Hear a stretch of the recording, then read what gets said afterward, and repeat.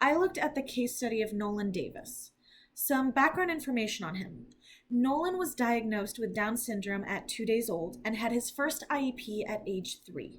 He is currently in middle school in a mix of general education classes with para support and resource classes.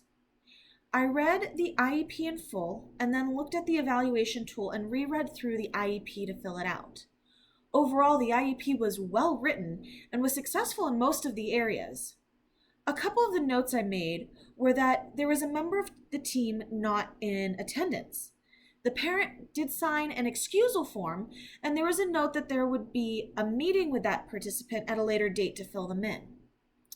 Also, his communication goal was written in a way that it was not measurable, although the benchmarks for this goal were measurable.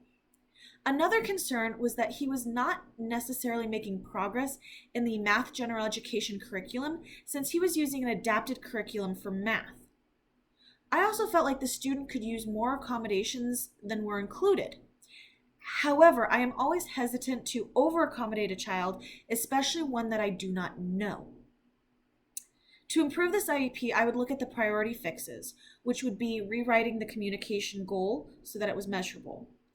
I would also check into the reasoning behind the accommodations and question whether he could use more accommodations and modifications around modified assignments, alternate method of responses, breaking material into manageable parts, frequent checks for understanding, and use of a scribe, and whether these would help him meet his goals in his classes. After looking at those areas, I would want to figure out why a staff member was missing from the meeting and see how we can prevent this from occurring in the future.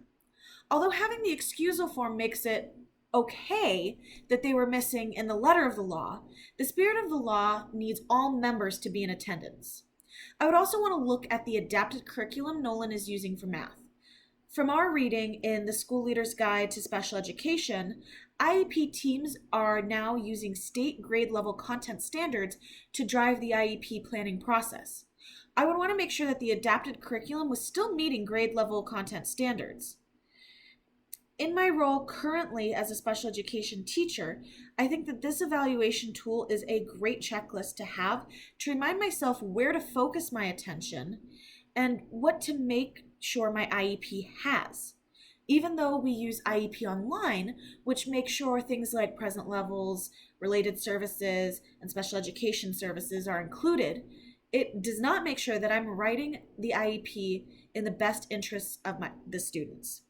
It doesn't make sure that the goals are realistic or that the accommodations and modifications will help make progress toward those goals. I think I may just keep a blank checklist in our SPED office and by my desk and look through it when I'm writing my IEPs in order to keep those best practices in mind.